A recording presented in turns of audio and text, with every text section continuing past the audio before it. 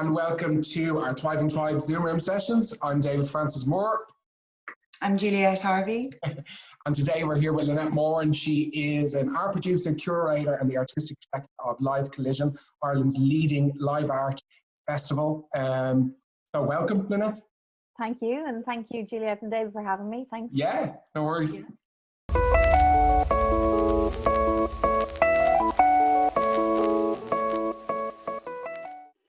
I would be so thrilled if I could respond in the second language.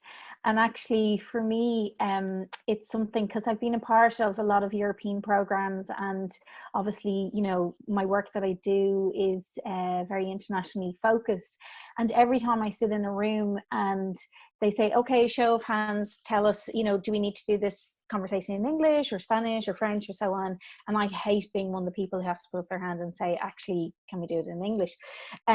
So unfortunately, it's one of my life regrets that you've hit right at the top of our meeting, that I have a singular language. But I do think that actually on language, I think the language of discipline and form is actually really interesting, specifically when you're talking about art forms that sit slightly outside the convention of art forms that people immediately understand, such as visual art or theatre and so on. And actually the language of performance and live art has been something that I've been, I suppose, working on over the last while in terms of how to communicate best live practice, and to find a language that is unifying in the sense that it doesn't feel exclusionary in terms of blocking anyone out from the art form, but instead creating a language that houses all of the invitations that sit within live practice. And I suppose the festival has been an active way of doing that over the last while. And I had lived and worked in the UK for many years, trained in the UK, and then moved back to Ireland. And this is when I set up Live Collision. And actually I felt like when I moved back to Ireland, because I had been working in live art and live art practice in the UK, I felt like when I returned, I spoke a very different language, and culturally I wasn't adept with what was happening here, and I felt estranged actually from the cultural scene in Ireland at that time, back in 2009.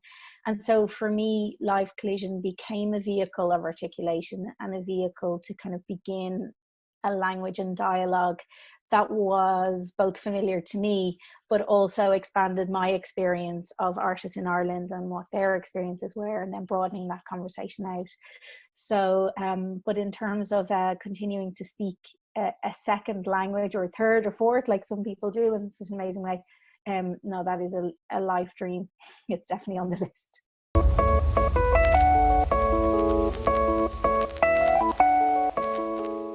I think for me, I was always aware that I wanted to explore like a broader communication beyond myself. So I was always aware that I wanted to explore concepts and ideas through various lenses. So for example, I first studied TV and communication and broadcasting, and I was very interested in documentary making. And for me, this was something that I was pursuing, I suppose, in a very active way. And then I went to further my degree and I studied fine art filmmaking. And during that process of fine art filmmaking, I suppose I was really lucky to be exposed to various experimental art forms, particularly at the origins of video, fine art film, from the early 40s, 50s into the 60s. And I suppose the conceptual collisions that were happening across both, you know, kind of a straight documentary style alongside fine art film, it kind of gave me the impetus to start exploring how I suppose I wanted to communicate and I wanted to put things into the world, essentially.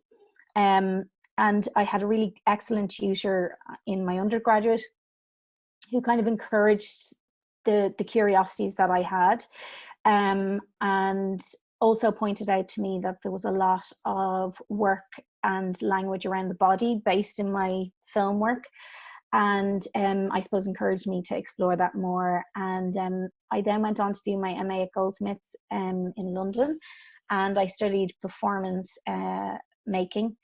I suppose that felt like a real kind of jumping off point for me, where I started to then, I suppose, embrace my practice and embrace the potential of where I thought this kind of exploration and study would lead me.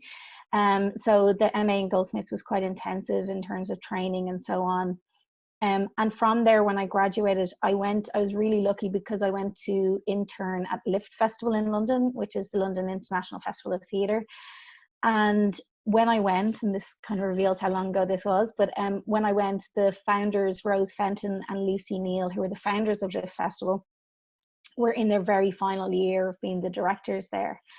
And I guess when I went to Lift, I started to really explore actually this kind of dual aspect of, you know, being an artist who has an artistic practice. And at that time I was creating and making and directing a lot of work, but then also really became intrigued by how curators and programmers shapeshift and kind of formulate broader frameworks that artists can sit within, and how that has an influence over time. And I guess being able to meet Rose and Lucy when they were 25 years into their roles as founders of Lift, and at that time they were writing a book called The Turning World, and they were looking back at their career and the influence of the festival and so on. So for me as a young graduate, that was a really immense, brilliant experience. And it also ignited my kind of festival fire, in the sense that I could really see the potential of how a festival sits in our society or in our broader cultural experiences, and what the value around that was.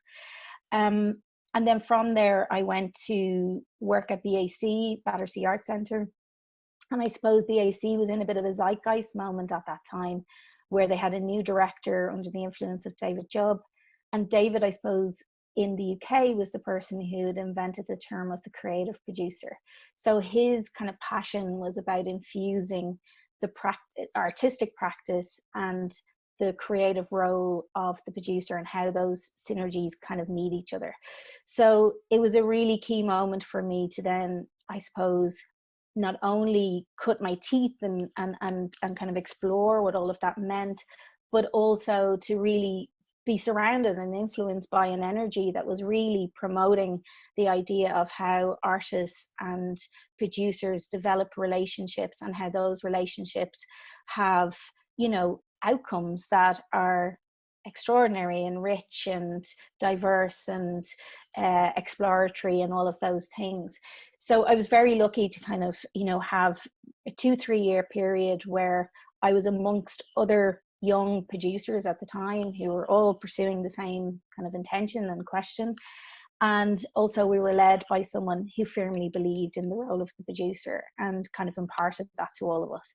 And I suppose gave us all permission to explore that fully. So in terms of our time at BAC, we were really encouraged to pursue the artists who we were interested in. We were asked to tap into our producer instincts around how to bring people together around an idea, how to make something happen.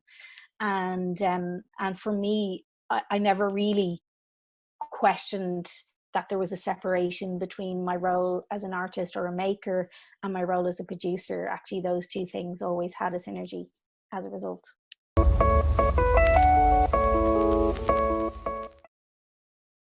guess what I was aiming towards was, I suppose, I was really interested in, I wanted to explore what potentially wasn't readily available. So I guess that was a massive thing for me, about thinking about, okay, what do we need to experience? What do we need to start talking about? And I guess, you know, for me, particularly as a young producer, there was so many things that, you know, and continue to be, that I was deeply curious about. And I wanted to find how those curiosities had a place in the world, and how they had a broader appeal to like an audience and so on. And I guess that was one of the things, starting out as a producer, I was lucky to be in a venue where there was a venue program, but there was also festivals, and there was a number of spaces in that building to explore as well. So everything didn't always happen in a very conventional theatre space. So all of those explorations obviously began around all of those things. But I guess for me, it was really about, I was really curious. I had been so influenced in my young life by the voices of generations, whether it be through fashion or art or various other cultural things. And I really wanted to understand what was this generation's purpose, I suppose. That was one of the things that kind of really interested me. And also moving from a world where we were analog into a very digital world, where we were now interconnected, where we now had the potential to have performance and collaborations across time, across space. And also, yeah, just being in London at the time and being really aware as well that, you know, the world was really picking up pace in terms of people, you know, things became trendy and hot for a while and people were interested in that, and then they'd move on to something else. So I suppose sustainability around those things was always a curiosity for me. Like, how do we open up conversations that nurture us, conversations that expand our thinking, conversations that bring in, I suppose, our experience, our human experience? How do we explore our human experience now at this time? And how does that become a conversation that leads us to our future? So I remember being accused of being a futurist. As in, someone said, you were always actively exploring what the future is. But for me, I guess I was so curious about what the future was. And that continues to be the same thing. You know, I'm really curious about the potential of how we create and devise the architecture of our future, and how art and art making, and especially live practice, allows us to explore that. So that's always been a kind of bubbling thing for me.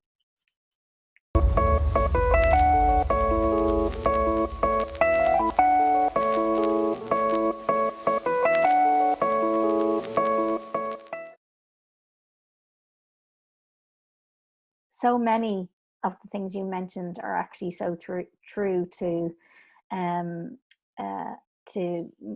my experience, and I'm sure everyone's experience who's working in making work. Yeah, because I suppose one of the things is about, you know, I think we wouldn't work in this area of work unless we were somehow suckers for ambiguity. So I think living in those liminal spaces where actually it really requires us to draw on multiple resources and ecologies to make things happen, in the simplest way of putting it, and to also bring people together around a central idea. And I'm respecting people's approach to things. So I think that was one thing you mentioned about really valuing other people's expertise, stepping beyond the kind of, you know, the genius artist mode, or, you know, zeitgeisty genius producer or anything like that, but instead, you know, really valuing other people's voice, other people's experience, other people's input.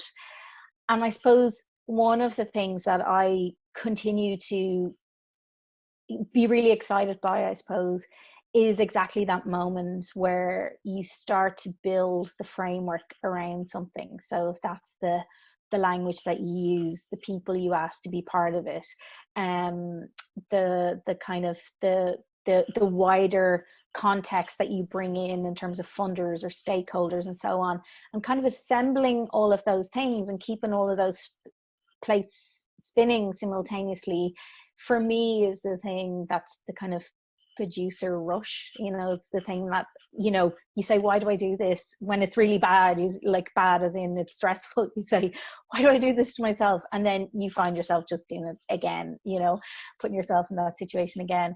But I think, yeah, the ambiguity I actually absolutely love. And I suppose the idea of, I always use this phrase, even though I don't even particularly like the phrase, but like, you know, putting the wheels on something. So mobilizing something, like actually building a structure and putting the wheels on it, so that actually, for me, one of the most beautiful things is when actually I realize that something is moving as a nexus by itself now, you know. So I've started it off whoever I'm working, you know, we've put the team around things, we've put the intention there, and actually things can start to move without you, actually, without you having to be the driver and so on. And that's a great kind of transition moment in my experience. And yeah, I guess like behind all of those things are very pragmatic things, like, you know, planning and good communication and good people skills, and all of the things that require, I suppose, anyone to do their job well. You know, all of us have to be kind of multidexterous in terms of how we do things. And quite often I have, you know, in a single day, I'll shift, my hat will change many times. So I'll go from having a conversation with an artist to then speaking to a funder, to then speaking maybe to someone who's part of, like, you know, a company or an agency that I would really love to involve in a project on a more long-term basis. So I think about how we bring people to the table. You know, there's different recipes to that, and kind of, you know, constantly having to be on that live wire where you're thinking in multiple ways, and kind of creating, for me, it's all about creating a genuine invitation as well, you know, about creating something authentic at the center of that brings people together, and brings people together around an idea from their multiple perspectives and expertise.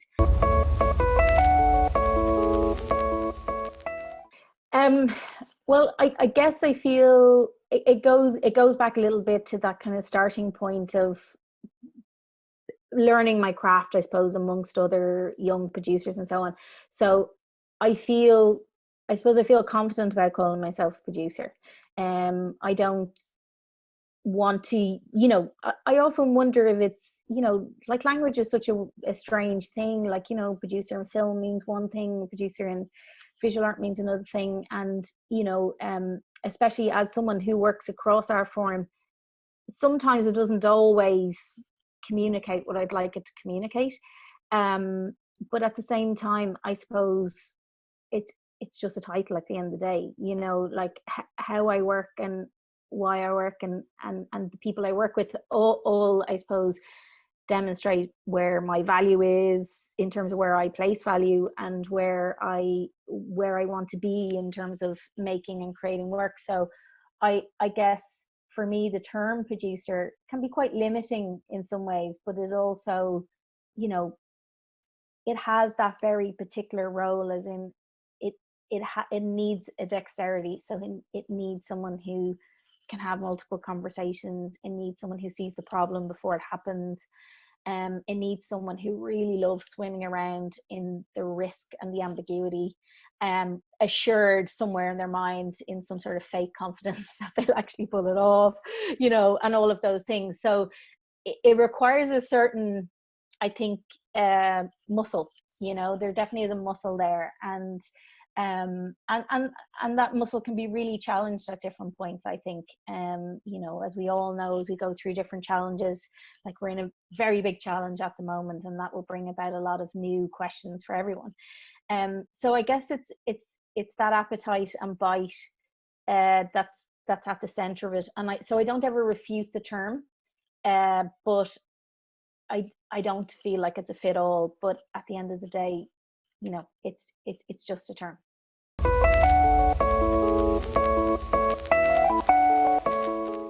Certainly provides a great context for me to be an art producer within.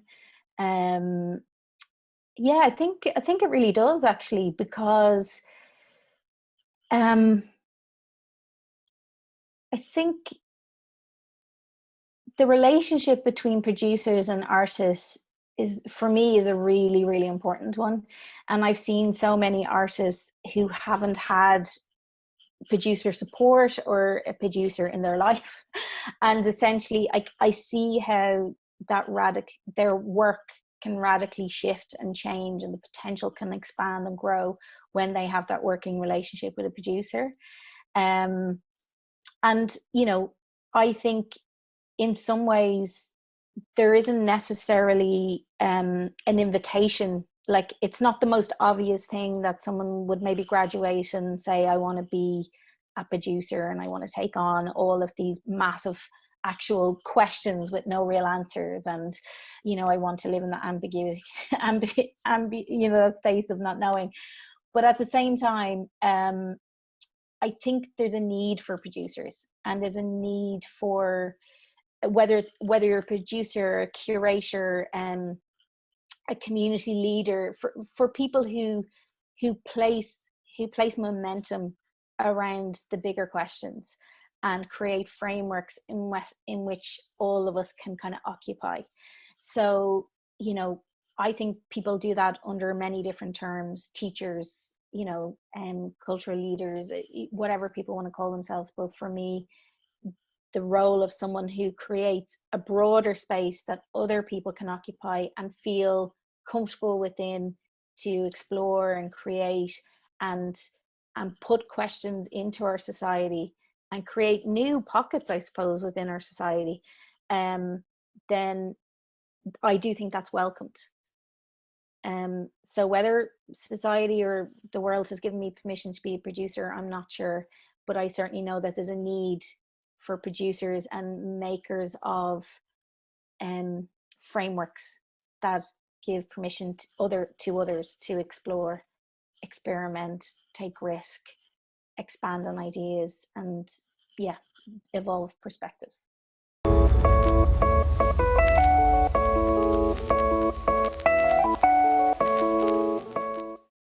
That's a really interesting question, because I'm always talking about the ecology of my work, and whether it's with through Live Collision, or my work as a producer with the New, for example.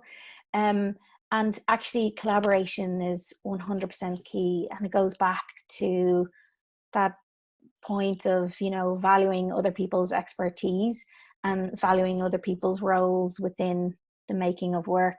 And I suppose also understanding that, like, quite often there's quite binary relationships that happen, like say in theatre making, for example, where you have your director and you have your actors and so on. But actually, you know, especially my work with the New and my work within live art practice within Live Collision, those roles are much more diverse, as in, for example, with the New, we could cast a piece of work that would have a dancer, a visual artist, an actor. Everyone comes into the room to collaborate: our designers, our lighting designers, our stage managers. Everyone's opinion, everyone's research, everyone's input is valued. And that obviously that gets guided and edited and supported through the director and through the different structures that are there. But I think collaboration is a really key element of how we make dynamic artworks, because I think for now, one of the key questions, especially with theatre or live work, it's always about how it meets a public. It's always about how it has a space in public and how it could be embraced by a public. And I guess very few people have the answer to that singularly by themselves. So that's a very important element. And again, in terms of collaboration and building broader ecologies, I suppose the support work is also part of my job, you know, about thinking about multiple funding strands, thinking about multiple initiatives that can both drive the artistic intention of the work and also sustain the work, in terms of an ecology that allows the work to be sustainable and long living. So for me, I'm always thinking on multiple platforms about how do we create the work in the immediate term, but then how does that work have a resonance and a place in a longer term. And I guess, like, my practice as a producer and curator is that I work with artists over long gestations in which artworks happen. So my commitment is always to the artistic practice of an artist from which work comes. And so I think staying committed to our beliefs in practitioners and their work, and then finding the kind of multiple nexuses that support that work over time, is part of the challenge, but also part of the thrill of building a sustainable trajectory for artists and for art practice, so that we aren't living in pods of isolation, and we aren't living in pods of like singular moments or productions, but instead about thinking about how an artist can affect our world, our environment in the long term. So building ecologies around that, I think, is really important. And the relationships that sit around the creation of a piece of work, both creatively and supportively, are really, really important. So for me, collaboration is a key aspect of how work is made. And then, of course, also I made a lot of work in cultural and social contexts in terms of collaborations with non-artists and non-theatre makers, for example. And again, it goes back to obviously a whole other area of practice around the ethics of collaboration and the ethics of participation, but essentially it comes around how we bring people around a central idea and how we do that in an authentic and meaningful way, and put value on people's experiences and expertise within that.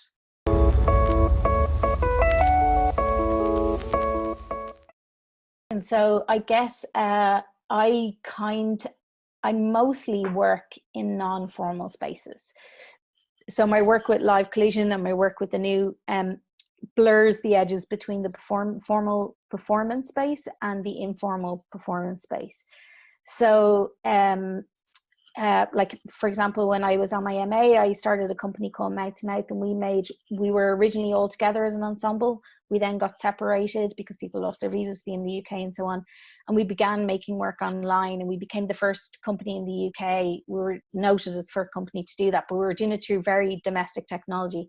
But for me, that was always about a question of how do we explore distance and time, both culturally, socially, politically, and so on. And what are the spaces in between the spaces we're quite assured of? So that's always been a very central question to my practice, and how we bring audiences into proximity with liveness. So for example, Live Collision always has work where actually it involves the artist and the audience member being in very close proximity with each other, whether that be a piece like Rosanna Cade's Walking Holding, where you literally walk through the city streets holding the hand of the artist, and then they pass you on to other people. And by the end of your 45-minute experience, you've walked with 9 different people of different ages, genders, experiences, lives. So I'm quite curious about the closing down those proximities. And so for me, formal space doesn't always answer that. Sometimes it does. But actually, I'm curious about the spaces around the formal spaces, because I feel like we understand what a theatre is asking us to do, or what a gallery is asking us to do. And we understand with that comes a lot of inherent, expectations. And I'm really curious about the spaces that sit aside to that. And I'm also interested in how Live Collision, through our different initiatives that we've had through the Trans Live Art Salon and New Roots and so on, how we can kind of, occupy a cultural space and then push out the walls a little bit, so that actually that space becomes that it has multiple occupancies and multiple purposes beyond its initial intention. And that's something that the festival tries to do. It tries to kind of push out those spaces and create a more, I suppose, public ethos in private space, if that makes sense.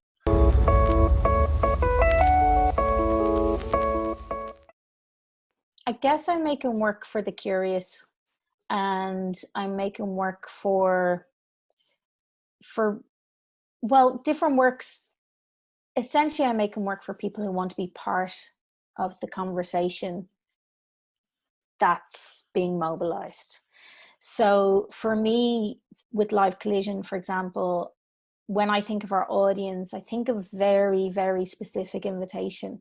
I'm really aware that the invitation isn't a broad one for, in the sense of it's not about it appealing to everyone.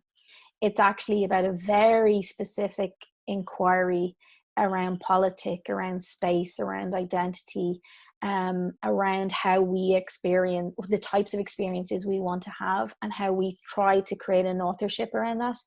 So I'm curious about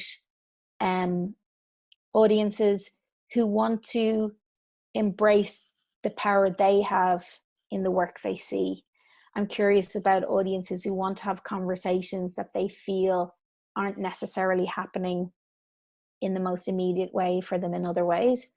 And I want to create a space where people come together around ideas and conversations that they feel are important to them.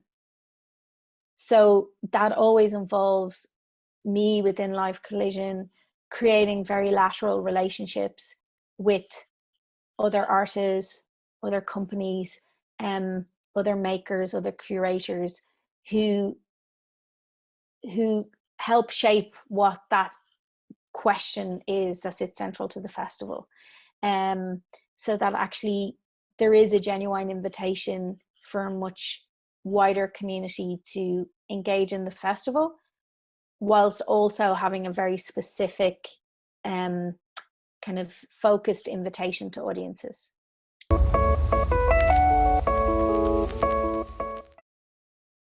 I guess the strategies is really around language and communication and aesthetic. So I hope within Live Collision people see a consistency around those things, so that actually our intention is demonstrated through our kind of commitment to how we speak about the festival and how we set invitations. Like for example, you know, when Live Collision was first created, you know, I had a lot of people ask me like, why are you continuing to say it's live art? Like, what, people don't really know what that is. So you're just creating a muddy environment. Why don't you just call it theater or something else or blah, blah. And in a way I was really happy to play the long game around that, because I felt actually, no, live art is in itself a practice, and that practice is a very political, social space, and I'm not prepared to dilute it for the purpose of making this year's marketing strategy an easier one. So for me, it was about trying to stay committed to the language of the art form, because for me it wasn't about promoting a set of words around live art, but instead promoting the space that that art form was creating, and then demonstrating that. So creating initiatives within Live Collision that demonstrated actually this is a space that doesn't exist somewhere else. This is a space where the dominant culture shifts towards the provocations that we're setting within the festival. So that we really were, alongside the language and the space, creating something that when audiences did come, they were like, oh, this isn't the fabrication of something, this is actually a genuine experience or invitation to us. And I'm really happy to say that like our audiences have continued to grow each year, and I see new people coming all the time, and and it's a really strong mix of artists, or sorry, not artists, but audiences that I see at dance work, that I see at theatre work, that I see at visual artwork, and then a whole other mix of practitioners and artists and audiences that come to the festival. And for me, I don't know, because I'm not a marketing expert, and the festival hasn't had a kind of, you know, really, like, it doesn't have the opportunity to have a large marketing budget or anything like that. But for me, it's about staying true to language, keeping genuine invitations and authentic invitations at the center of the festival, continuing to present work that demonstrates the values that we have within the festival, so that year on year the quality of invitation and artist and presentation is consistent and challenging and growing, and bringing people on that journey with us, really, I suppose, and finding a way to do that. So I can be an awful pain for anyone who comes to work with me, and, you know, to do update or social media or whatever, or update. I'm like such like, oh, I'm a nightmare, because I get so finicky about this image, this titling, this way, you know, about creating a consistency and also creating a value around the language and aesthetic that we use to demonstrate the value that we put on the artists and the audiences that are part of our festival.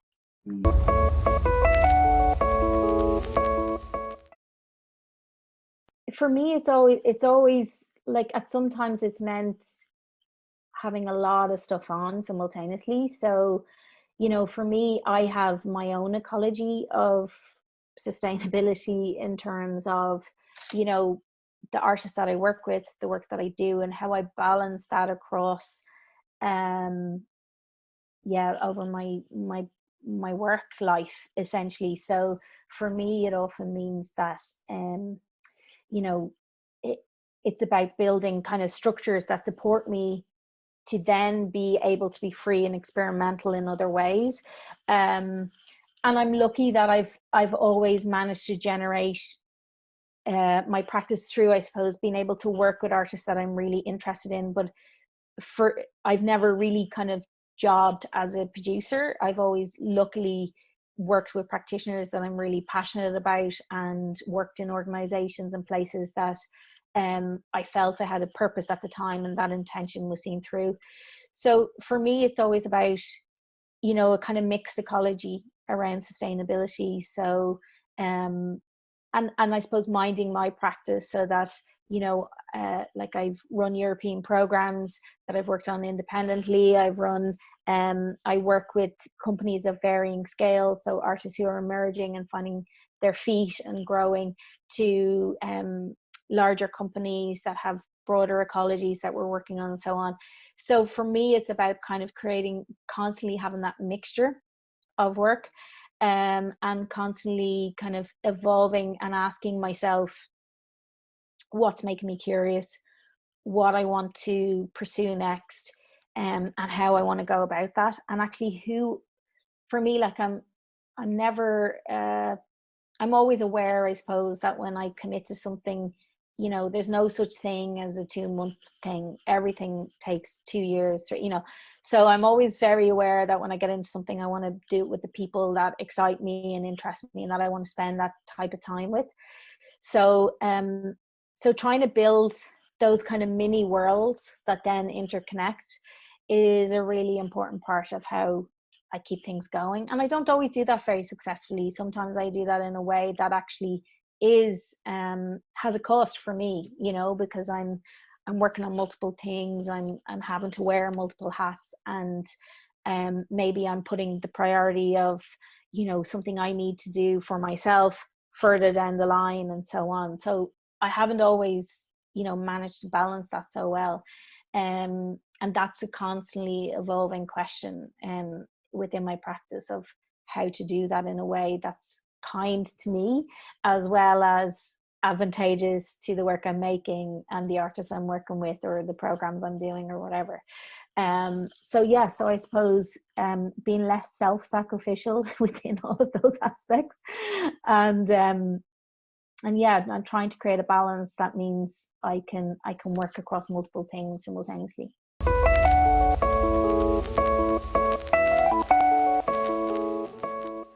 I think for me, like, the learning is kind of split across like formal educational experiences and then work in practice. And for me, I suppose what I needed at the time, and what I embraced at the time of my my educational life, was really about, you know, expanding my thinking and expanding my experiences and my art form. And then I suppose when I went into the world then, and then start working in practice, then all of the kind of learning around entrepreneurial skills, building ecologies, very basic things around planning and structure and so on came into play. And I guess, like, as someone, I always, you know, had innately a kind of strong work ethic. So for me, you know, I was always kind of spurred on by the challenge, or the, you know, a more sizable thing. And so I guess for me, that work ethic that came from my family, that came from my growing up experience, was as equally valuable to me as any skills I learned either in an educational environment or in a work environment, because I suppose it made me unafraid of hard work, and it made me unafraid of challenges within that work, and gave me the energy to kind of stick with things. So I think for me, all of those things combined helped. But yeah, there's definitely things that I look back now and I think, I wish they had said that to us when we were, studying. I wish they had like just told us that that was a thing, but even if I go back further, as I grew up in Ireland at a very particular time where I was in an all girls, Catholic school, and I think to all the things they could have told us then that would have made life so much easier.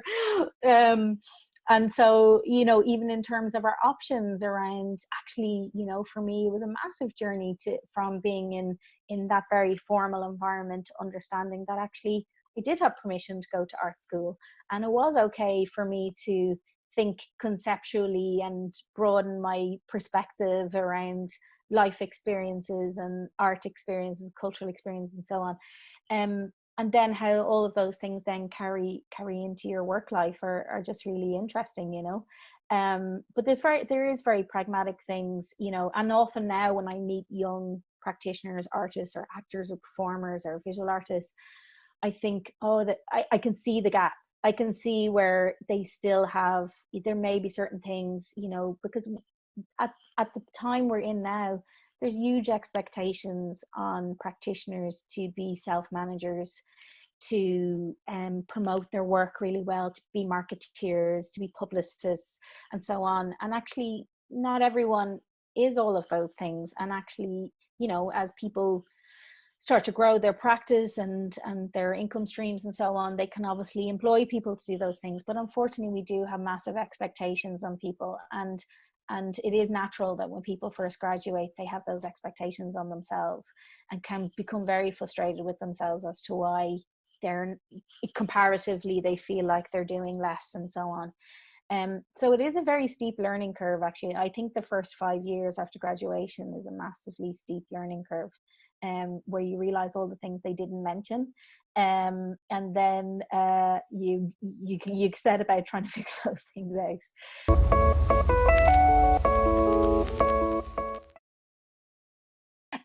I think for me, a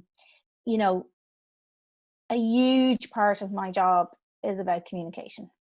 A huge part of what I do is about understanding how I want to communicate, but also how someone else needs me to.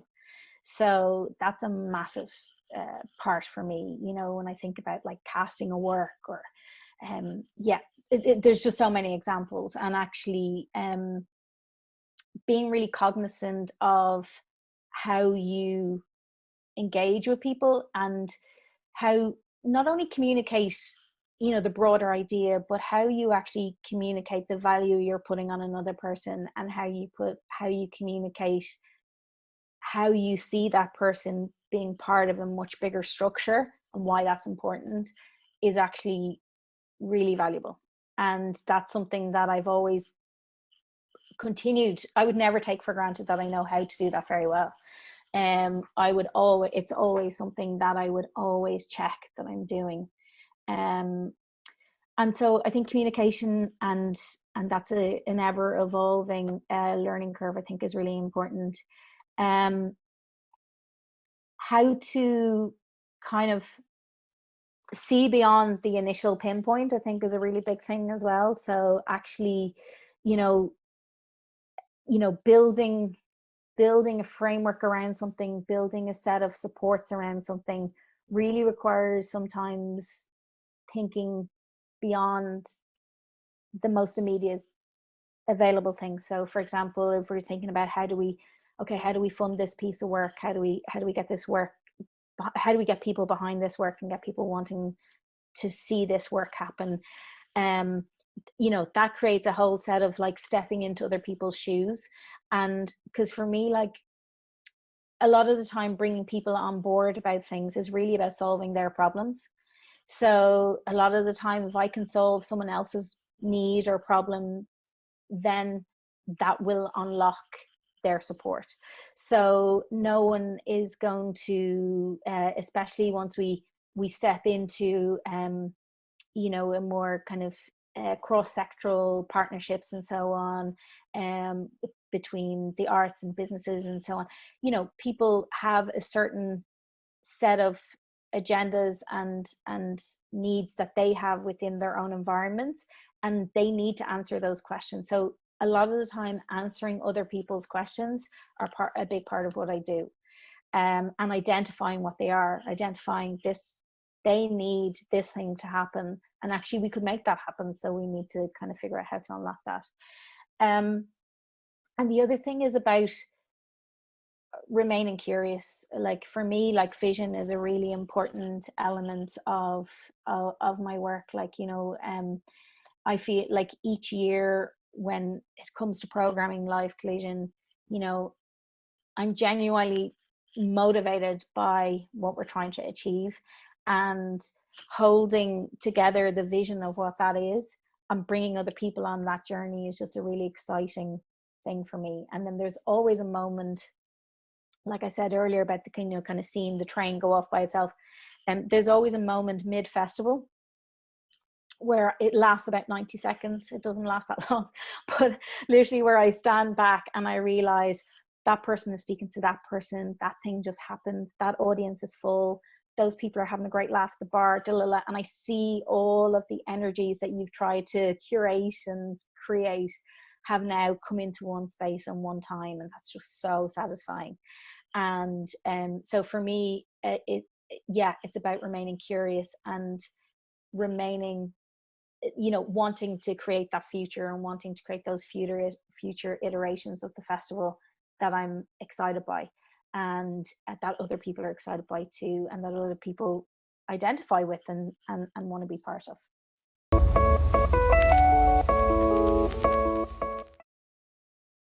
I think it has a very firm place. I think sometimes people think they're quite separate, but I think that it's actually all of the kind of, I suppose, the kind of key structures of entrepreneurship lend themselves to, you know, really important art making in lots of ways. And I think, you know, going back, I think artists are, and the sector, let's just say, is like deeply collaborative, visionary, risk taking. There's a lot of investment made in people's ideas and commitment to ideas over long terms. There's a great ability for people to self-manage, to bring other people on board, to invent things that were just not there in terms of like space, events, gigs, nights, support mechanisms, communities, building communities around ideas and around, I suppose, social and cultural and political agendas or needs. So I think there's a huge entrepreneurial energy within the arts in Ireland. And I think we're often conditioned to think of them quite separately, but actually I think intuitively they're very connected. And, you know, there's no better person who, you know, who matches a small business that can basically, someone who can manage a small production budget and make something extraordinary happen, to someone who the following week is like putting in a bid for, like, you know, a massive large scale project as well. So I think the kind of dexterity that's required in the cultural sector lends to a synergy actually between our entrepreneurial community and the arts, and I actually think they merge and flow in a way that's much less visible than we probably initially imagine.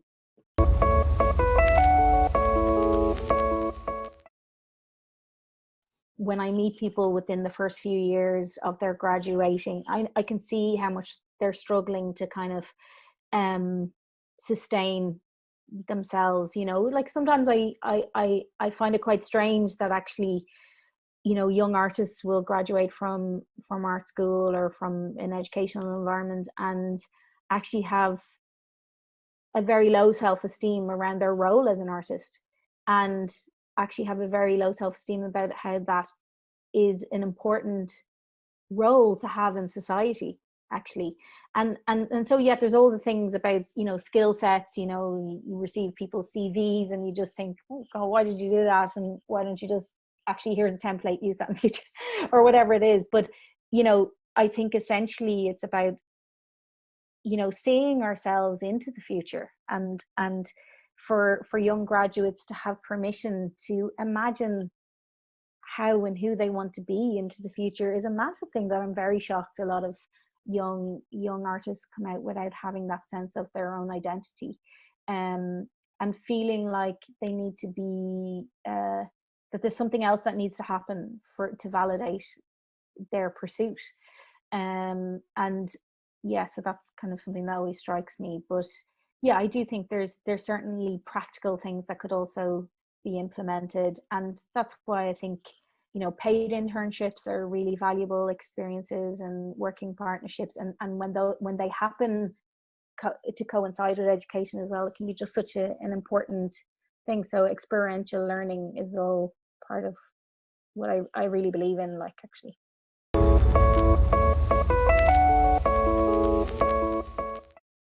I think the key thing is staying true to yourself, staying really, really true to yourself, and staying true to the thing that you like, getting to the nub of the thing that motivates you and sticking to that, and finding other people who are like-minded and mobilizing those people to work with you to find the structures that lead you forward.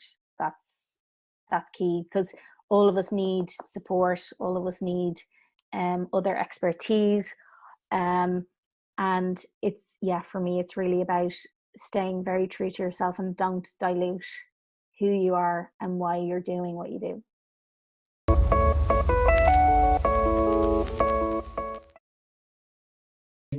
Thank you so much, Lynnette, for joining us today. Thank you. Lynnette, if anyone wants to hear more about your work, Live Collision, etc., what's your handles, what's your website? So we're www.livecollision.com. That's it, and our handle is @livecollision. Brilliant. Thanks for joining us on Zoom Rooms.